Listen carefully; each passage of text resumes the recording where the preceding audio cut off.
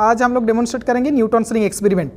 ठीक है, बिल्कुल क्लियरली एंड कंप्लीट डेमोन्स्ट्रेशन होगा और प्रैक्टिकल लैब कॉपी में कैसे उसको डेटा लेना है, उसको एनालिसिस कैसे करना है और इंस्ट्रूमेंट के बारे में इन डिटेल्स हम लोग डिस्कस करेंगे।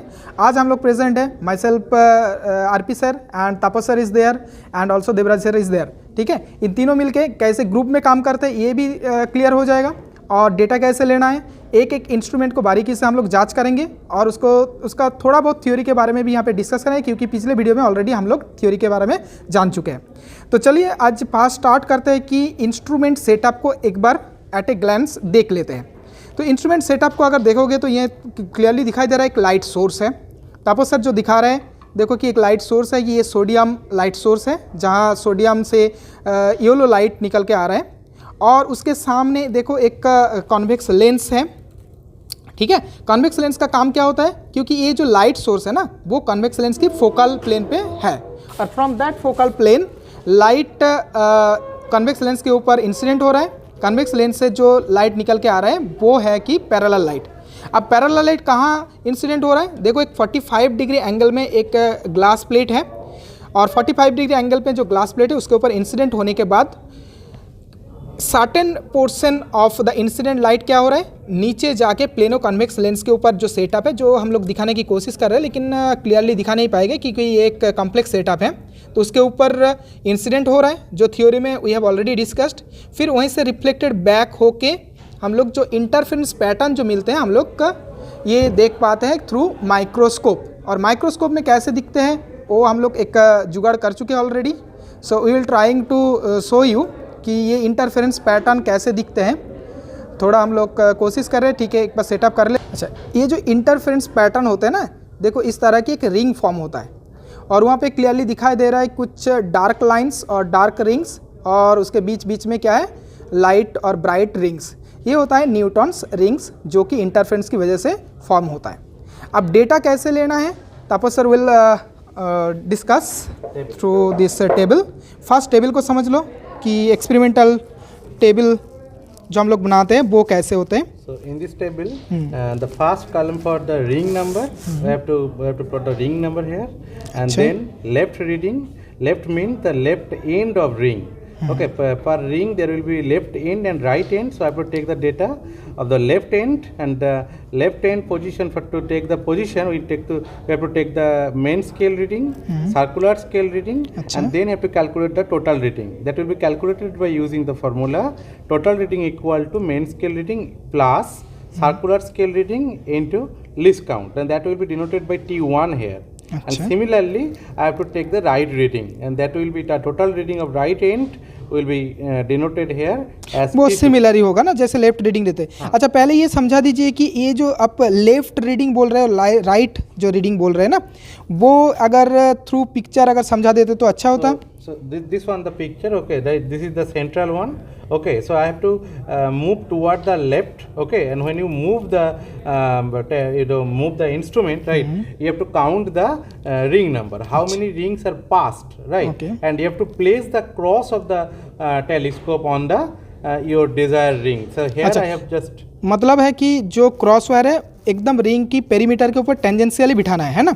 अच्छा, उससे पहले एक चीज़ बता दीजिए कि हम लोगों ने जो इंटरफेरेंस पैटर्न ऑलरेडी देख चुके हैं, वहाँ पे ब्राइट रिंग्स भी हैं, डार्क रिंग्स। तो यहाँ पे जब लोग हम काउंट करते हैं क्या रिंग्स, तो कौन सा रिंग ले, ब्राइट या dark? Dark you have taken dark one. अच्छा, ब्राइट भी ले सकते हो तुम लोग, लेकिन डार्क लेंगे तो अच्छा मतलब दिखावे कॉन्ट्रास्ट भी आ जाएगा और काउंट करना भी आसान होगा।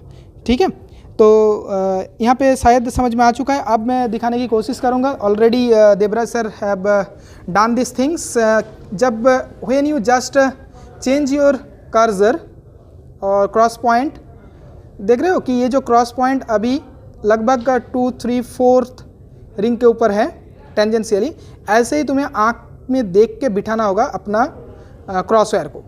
And how to take the reading, तो उसके लिए हम लोग डायरेक्टली आ जाते हैं कि इंस्ट्रूमेंट के ऊपर।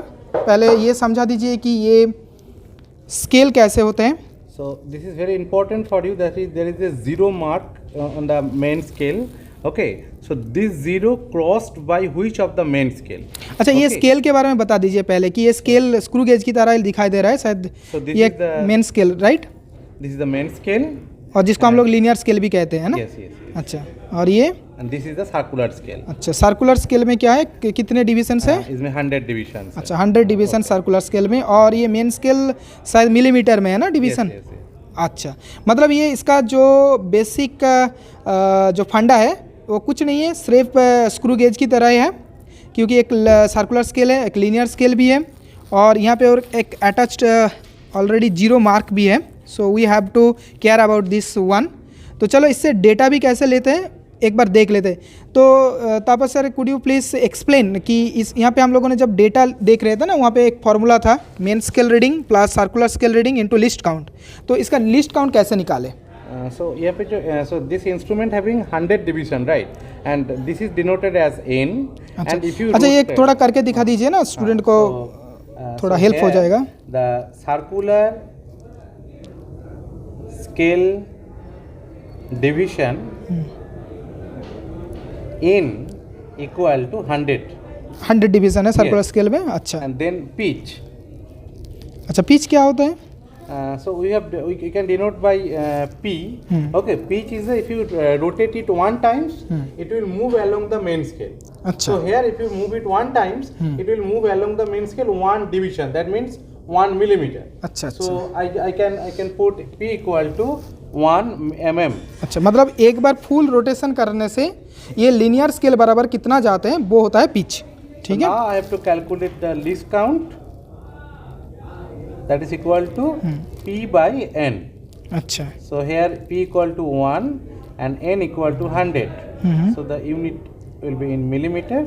So 0.01 mm अच्छा, is the least count for this instrument. अच्छा, ठीक है। अब एक देखते हैं कि टेबल में बहुत सारे रिंग नंबर्स भी दिया हुआ है 16, 15, 14। तो अब हम लोग दिखाएंगे कि कैसे इसका करस्पॉन्डिंग रीडिंग्स भी लेते हैं। तो इसके लिए देवराज सर प्लीज़ मोबाइल को हटा दीजिए और डायरेक्ट लेबोरेटरी में कैसे डेटा लेना है हम लोग को वो भी सीखेंगे आज ही। ठीक है। और Devraj sir, could you please help to take the data, और Tapas sir please place your cross point on the 16th ring number.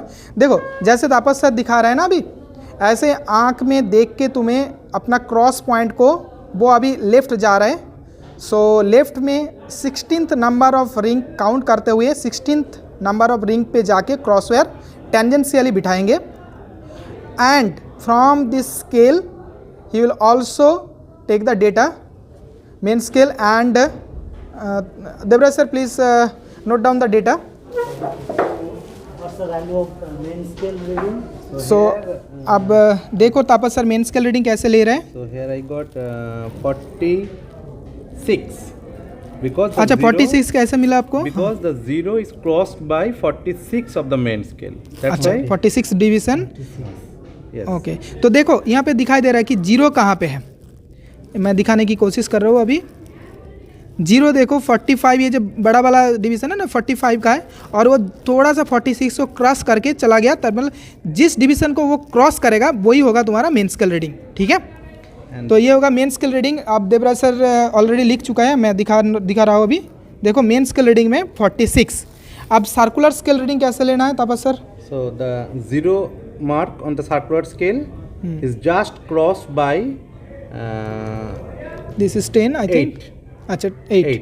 It is coincided with 8. Okay, So you can take 8. 8। So zero जहाँ पे match हो रहा है circular scale के साथ वो होगा तुम्हारा सर्कुलर स्केल रीडिंग।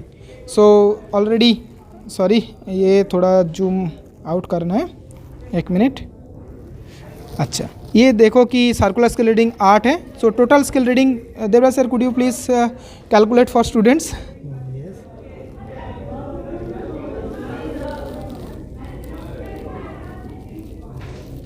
मैं दिखाने की कोशिश कर रहा हूँ। ये 46 + 8 × 0.01। ठीक है। ये अगर कैलकुलेट कर लोगे तो तुम्हें ये 0.08 हो जाएगा। That means 46.08 it is in millimetre. Remember that it is in millimetre. ठीक है, 08 मिलीमीटर। तो ऐसे इसके बाद क्या करना है था बस sir? Then I have to move back. Okay, but 16 to then we will move towards the right. Yes. Right? To get the Okay. 15. 15. So could you please do that one? 15. देखो ऐसे ही तुम्हें क्रॉस वायर को ना वो अभी right side में जा रहे हैं 16 से, द एंड इज 16 से आप 15 में आ रहे हैं और 15 में भी सेम तरीके से वो अपना मेन स्केल रीडिंग लेंगे यहाँ। It is still at 46. हाँ, ये बहुत ही मतलब नज़दीक होते हैं, रिंग्स का डिफरेंस बहुत ज़्यादा नहीं होता, तो मेन स्केल में उतना फ़र्क नहीं पड़ेगा, लेकिन सर्कुलर रीडिंग में you will get different. Okay, and from there It is at 81. it is about 81. So Devaraja will take the data, it is 81. So similarly we will move up to what which ring? Up to 4. Up to ring number 4. We will move to ring number. So could you please place this crosswire at the ring number 4? Okay, so Tapas sir have already placed the crosswire in the ring number 4.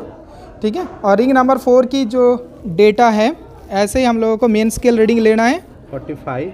देखो अब कितना 45, only 1 millimetre just displaced हुआ है। ठीक है, तो ring कितना dense है इससे तुम्हें पता चल जाएगा। And we have already taken, Devraj sir has taken the data, it is the linear scale is 45 and from the circular scale is about I think 1 और this is about 99 I think 99.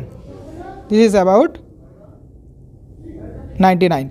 So in this way we have completed the left reading, right? So now we will go for right reading. तो right reading के लिए क्या करना होगा पहले ये बता दीजिए। I have to move the. Okay, so here right now the cursor is here. Okay, your cross point is here. Right now this is the left 4th ring. Now Tapas sir will move this crosswire using this instrument and he will reach here. Okay, so so he is right now changing the position of the crosswire and अभी हम लोग क्या करेंगे, अब right side में move करेंगे। Right side में 4, 5, 6 होते हुए 16 तक हम जाएंगे फिर। ठीक है, तो देखो कि अभी तपस्या सेटिंग कर रहे हैं उसको। And right now you will get the reading from here, जो कि हमें राइट जो लिखा हुआ है राइट रीडिंग्स वहाँ पे बिठाना है। अब जब 4th रिंग में है तो 4th रिंग की रो में ही बिठाएंगे। ठीक है, तो थोड़ा बताइए कि ये जो रीडिंग है कितना दिखा रहा है मेन स्केल? 41. ये दिखा रहा है 41 mm and it is the circular scale reading is about 30 I think, right? 29. Okay, so it is देखो ये कहाँ पे लिखा हो रहा है, ये देखो कि जो राइट रीडिंग्स कॉलम है ना उसी पे लिख रहे हैं हम लोग। अब 4 से होते हुए फिर जाएंगे हम लोग 5th इंक्रीज करेंगे, 5th करेंगे, 6 करेंगे, ऐसे करते हुए। तापस सर प्लीज़ दिखा दीजिए एकदम जाके अपना 15th रिंग नंबर 15 में दिखा दीजिए एक बार। So right now the cross point is about the ring number 15th and what is the data? It is main scale is 40. Okay, देखो अब 0 सिर्फ 40 को क्रॉस किया इसलिए हम लोग 40 ले रहे हैं, 41 नहीं ले रहे हैं। ठीक है, और इनका जो ये है सर्कुलर स्केल इट इज़ 42। तो उसके बाद हम लोग सेम तरीके से 16th रिंग तक जाएंगे, लेकिन आप दिखाने की शायद ज़रूरत नहीं है, तो यहाँ पे थोड़ा एक्सप्लेन कर दीजिए कि उसके बाद कैलकुलेशन क्या करना है। No, actually I have to complete this table. Then I have to calculate. I have to actually so suppose let 15. एक मिनट तब से इसको फोकस करने दीजिए। ठीक है, बोलिए। So 15th we have a left reading, left total, and I have a right total. Okay. So if I subtract these two value, so we can have the diameter of this 15th ring. 15th ring, very good. So I have to calculate the diameter for each ring. मतलब ये जो दिखा रहा है देखो 15th ring में एक दिखा रहा है 46.81 और राइट साइड में दिखा रहा है उसका 40.42। तो हमें करना क्या है, बड़ा से छोटा को सब्सट्रैक्ट करना है। 46.81 माइनस 40.42 ये हो जाएगा तुम्हारा diameter of this 15th ring, जो कि है आई थिंक 6.39। ठीक है, 6.39 रिंग की डायमीटर, तो ये मिलीमीटर में है। अब इसको सेंटीमीटर में कन्वर्ट करना है तो 10 से डिवाइड कर दो, इट इज़ 0.639 हो जाएगा। ठीक है, अब देन इसका डी स्क्वायर लेना है। क्लियर? तो डी स्क्वायर ऐसे ही for each and every ring तुम्हें एक डी स्क्वायर मिल जाएगा। उसके बाद करना क्या है Tapas sir? Then in a graph I have to take ring number अच्छा। along x axis and its corresponding d square. Okay, so here अच्छा, the d square may be is D square भी दिखा रहा है अभी 408 3 डिजिट तक हम लोग ले रहे हैं, ठीक है। अच्छा, so ring number along x axis and corresponding d square in semi square along centimetre, y axis. Okay, very good. Okay, so if we put all this value, the nature of the graph will be straight line, right. okay, it will be straight line like that. अच्छा, from there we have to find out, क्या करना होगा, एक formula. And one thing is important here, when you start counting, you exclude the central one. Okay. Okay So that's why it will not passes through the origin. Okay, Then I have to take 2 points on this graph to have. To find the slope, I think, right. Yes, yes.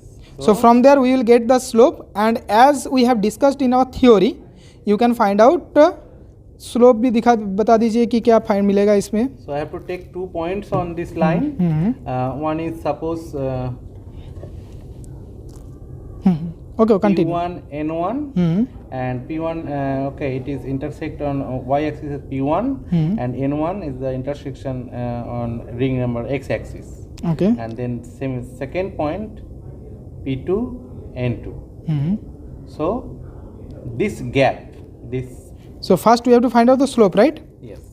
Okay, तो slope draw कर दीजिए, एक triangle draw कर दीजिए तो student को समझने में यहाँ पे दिखा दे रहा है। Can give you a slope. Okay. Okay, Like So- B, okay, C. So now if you use the formula, so formula था शायद 4 लैम्डा और okay, directly lambda is equal to D N plus P minus D N square divided by 4 P R, right. और हमारा P क्या है इधर, we have taken P is equal to 1, क्योंकि एक एक करके रिंग नंबर इंक्रीज कर रहे थे इसलिए। Yes, or we should use the BC as the P. Okay okay, so that's So if all. you take this 4 and 15, then it would be 15 minus 4, that means 11. ring number will be 11, right? Yes, this P will be 11. So Okay. suppose if you consider the 15th and the 4 data, then P will be 15 minus 4, that means 11. Okay, so in the third part I'll discuss in details about the calculation. तो लग रहा है कि ये जो instrument में करना क्या है, न्यूटन्स रिंग एक्सपेरिमेंट उतना कॉम्प्लेक्स तो है ही नहीं, बहुत ही आसान है, थोड़ा पेशेंस चाहिए और कर लोगे। So thank you for watching this one, और कुछ जानकारी चाहिए तो you can write in the comment box.